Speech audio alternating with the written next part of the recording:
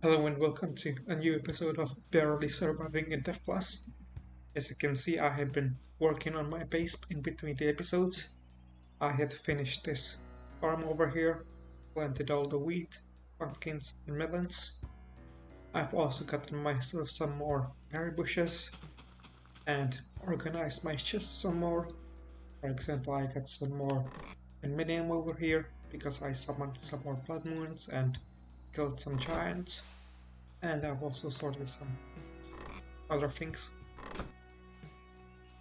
Anyway, that's what I wanted to show you. I've been collecting resources and stuff.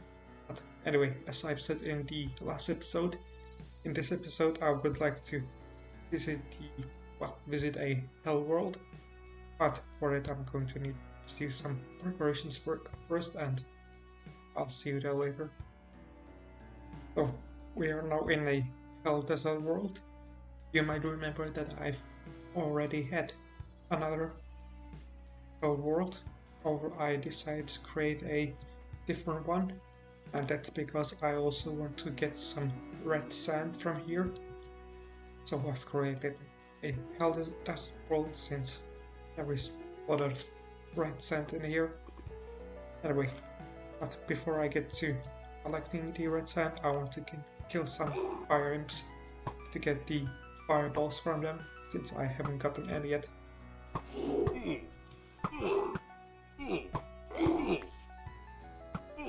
And I've also gotten the Ultimate Slayer achievement for killing all the different mobs in Indev Plus at least once.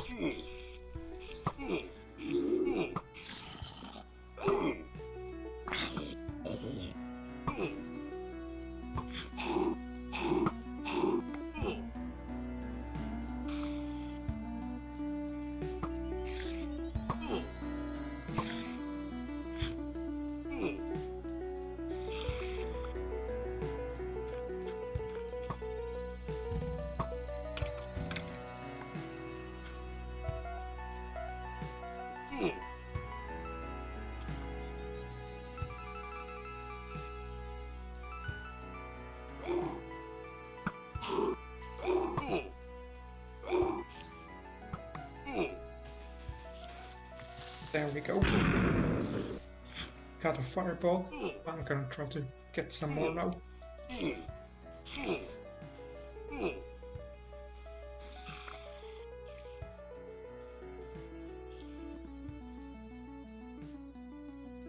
But before that, I'm going to make myself the Hellfire Ring, since I believe it gives me immunity to fire, I think. Let's try it out.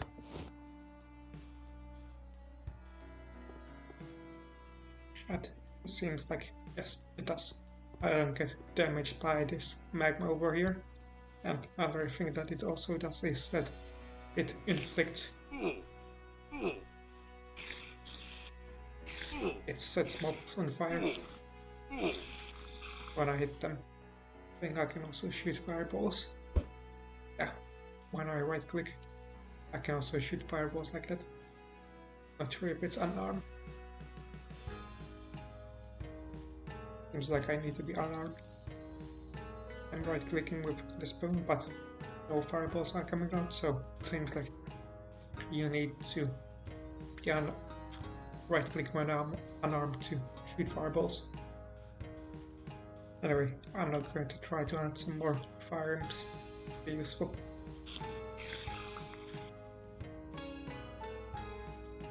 Also, one more thing that I would like to mention is that it seems that the fireball launching is the only thing that damages the ring, as it doesn't get damaged when it protects you against fire or when you set mobs on fire.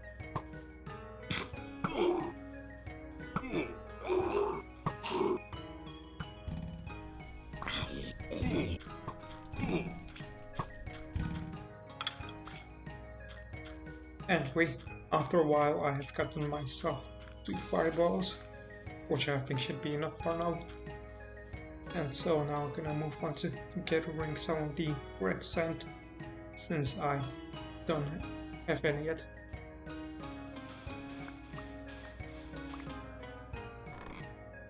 Now, this should be enough red sand for the time being. Another thing that I would like to get is some brimstone, and for it I'm going to need to visit a Hell Island world. Now, I need to visit an island world. However, that's only because I am in an older version. If I were in the newest version, I would just be able to go into underground and find some brimstone patches there. However, I'm not in the newest version, and it's because, as I've already said, the newest version has already introduced quite some big changes. So the newest version is something that I would play in a different playthrough, and I want to finish this playthrough in like the older versions, since I've already started it that way. Anyway, now it's time to gather some brimstone, but for that I'm going to need to make some bridges to them.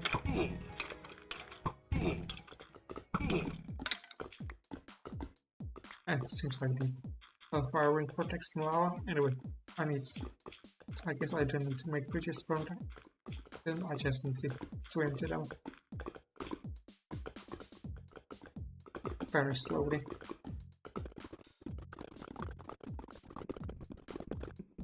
And to get as much brimstone as possible, I'm going to also use some wooden pickaxes, since I feel like this will be better this way.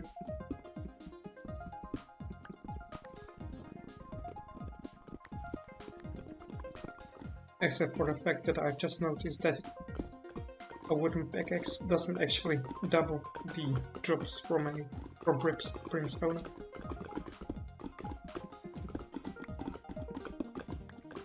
As you can see, not sure if it does in the newest version.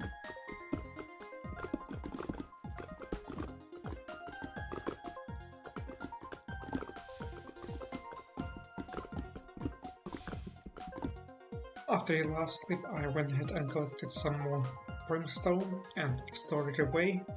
I've also stored some other blocks and prepared some chests for them. I believe I now have a chest for every block, and so I've decided I would like to finish off the storage system in this episode.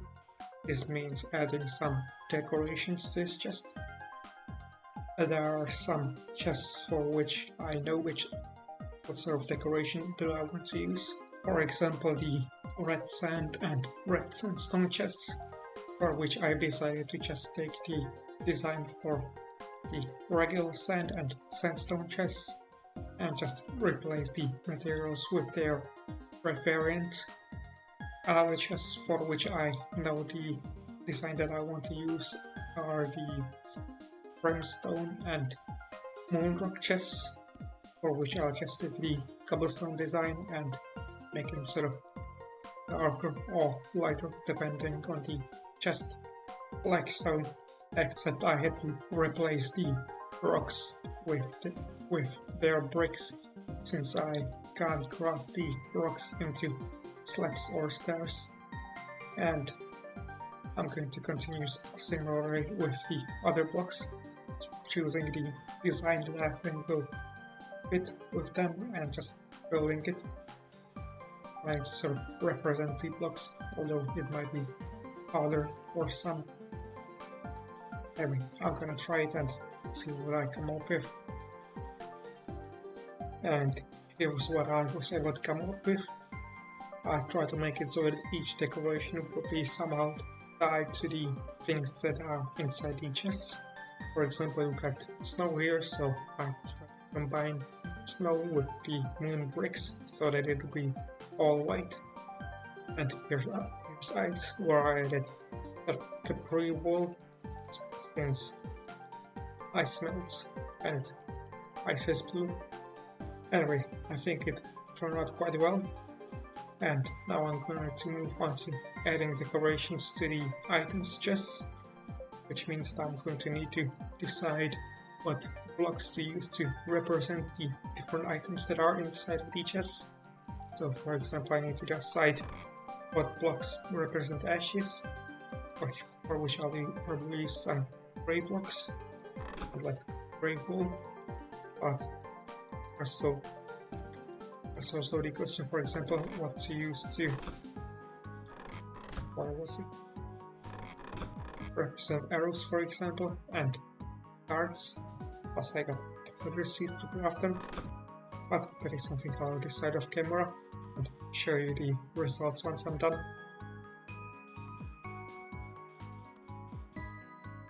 And here are the results. As you can see, I've added decoration to all the chests that have got items inside them. For some it was hard to come up with decorations, and for some others, but I think I did a decent job in the end. I've also added some dirt, which is slowly turning to grass that I plan to turn into path blocks, because I think it will look nice that way. And anyway, while that grass grows, I'm going to do something else, and for that I'm going to first get out of these chests, since I feel like I placed too many of them.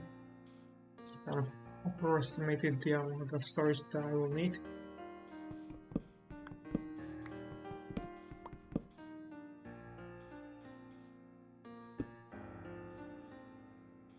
Another thing that I would like to work on is a smelting area where I plan to smelt or cook all of my stuff.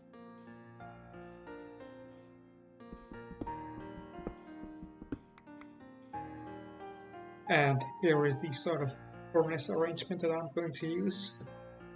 Of course, I'm going to decorate it. However, first I'm going to take care of the sort of fuel that I want to use, which will be lava from a cave world.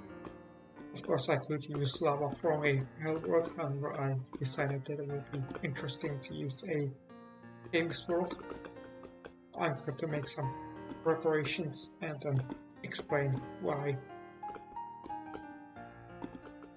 Although, now that I'm testing this setup, I'm not sure if it will actually work because of the sort of holes in the lava, since the lava level is lower there. So I'm gonna keep testing it, and if it doesn't work, then I'm gonna try. Well, then I'm just gonna use a hell world to get my lava. But after a bit of testing, I have managed to figure out how I want to do it. So here's how this thing is going to work. So basically, I'm going to come here and collect some lava.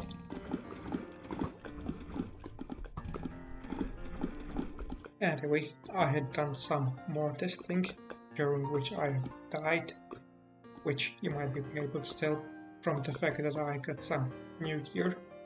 But anyway, there are a few things that I've discovered. The first being that if you sort of activate a pump to get rid of the lava that's sort of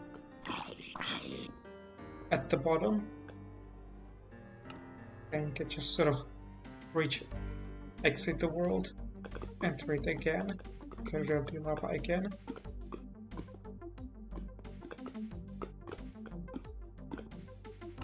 And after that you've got some lava at the bottom, which you can just scoop up infinitely. It doesn't disappear. Another thing that you can do with it, if you have the Hellfire ring, is that you can jump down, and now you are at the bottom of the world. You can just keep going down. There seems to be some bedrock next to me, but aside from that, there's really nothing. The only problem with this is that lava doesn't sort of prevent fall damage, so when you get out you get fall damage. And the third thing that I've discovered is that the Hellfire ring is weak against water, so if you have Hellfire ring equipped while submerged in water, it will just break. which I think is dumb, but it's a intentional design choice, so yeah. Anyway, the only thing remaining for me to do is decorate it and add some sort of protection against mobs, some walls and stuff, so that mobs don't reach me when I'm here. And here's the finished product. As you can see, I went for a rather simple design, only using like stone materials along with some glass for decoration, and I think it looks somewhat nice. I think it turned out somewhat well. So it's finished. Yeah. Another purpose, which is to make obsidian. All I need to do is just pour water onto the lava. Make sure it gets everywhere. Sometimes it takes a while. And once all of the lava is turned into obsidian, all you need to do is activate the pump to get all the water. And then you just can mine away the obsidian that you get here. However, you should be careful when doing this because it is easy to make a mistake. I had to re-record this a few times. For example, I had lost the water source when I've poured it wrong because the water in Indev is kind of junk, and this design is also kind of problematic, but it does work, which is good enough for me for now. Anyway, I'll mine the obsidian and then move on to other things. And the next thing that I would like to move on is decorating the smelting area, which I've already stocked up with fuel. So I'm just gonna start digging away the sand and replacing it with something else. Maybe stone bricks and other stone materials. I haven't really decided. However, before I do that, there is one thing that I want to show you, which are these grass paths. You might remember that I wanted to have these grass paths here. However, in the end I decided against it. That is because of this light back over here. So I'm just gonna replace them with grass again and then decide what I'm gonna do with it. And another thing, these grass paths are also causing hostile mobs to spawn, because as you can see, skeleton died here, but there isn't really any place for it to spawn anywhere in this world, which means that these grass paths will cause it, because they haven't spawned here before. And as you can see, I went ahead and decorated this area. The design that I've chosen is rather simple, only using like stone materials and some wood in the middle, where I've got some storage in case I want to store some excess lava buckets that I might use in furnaces. You can see design is very simple, very symmetrical. Another thing that I've also decided to do is replace the sand around the outside with grass. I think it looks better this way. And now to finish things off, I'm just going to plant some flowers here. Just make it look... Oh, I think it will look better this way.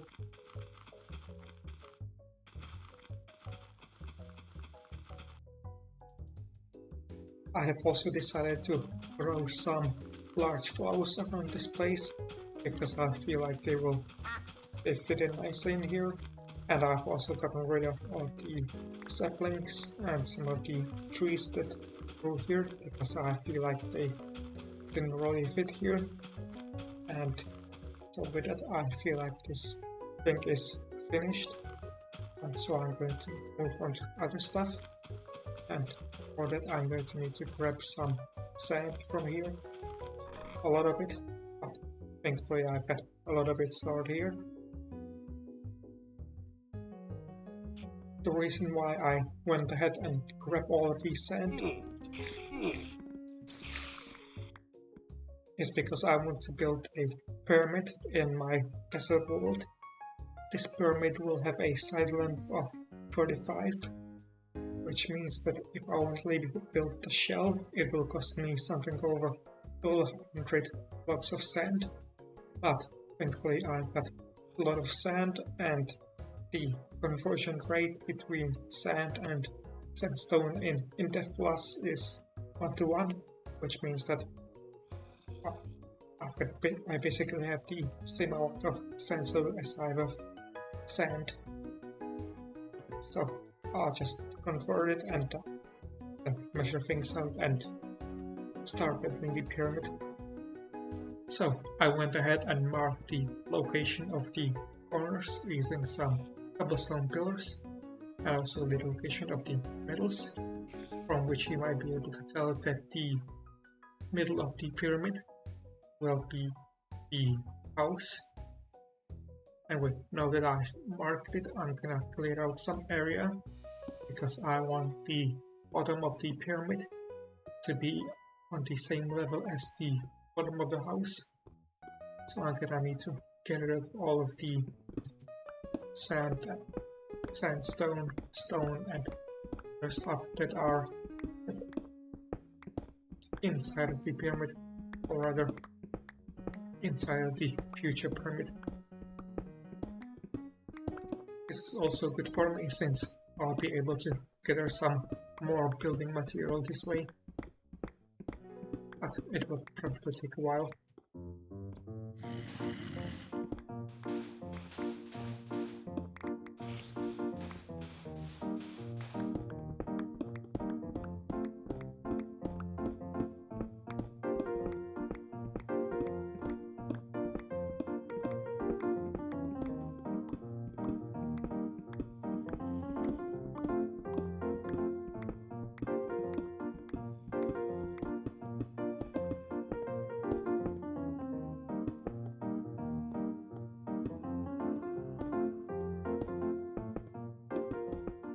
As you can see, I have finished clearing out the blocks on the inside.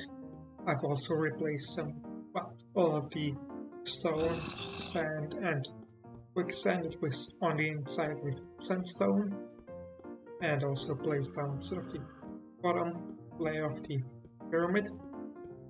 And now the next step of building the pyramid would be to sort of get rid of some of the blocks on the outside. That way the blocks aren't directly touching the bottom of the pyramid, and there's sort of a bit of an open space around it. I think will look better that way.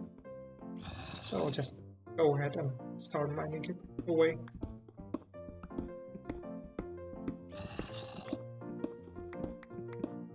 And now the blocks around the pyramid are cleared. I've also replaced some of the bottom blocks with sand to make it look better, although you likely can't see that well since there's a sandstorm going on. I've also gotten rid of the cobblestone pillars.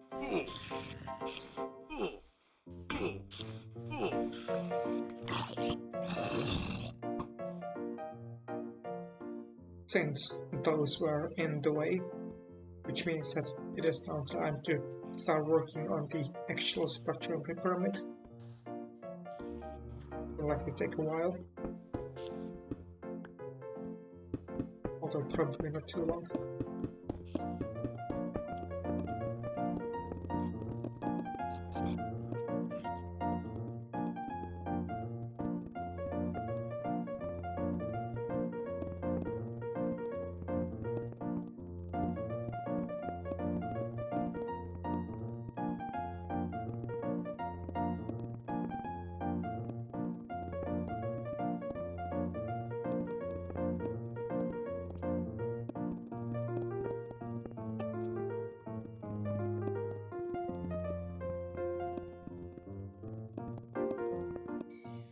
There we go.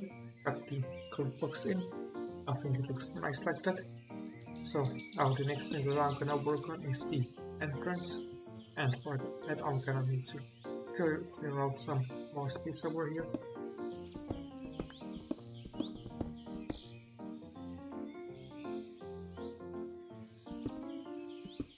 And also replace some of these blocks with smooth sandstone.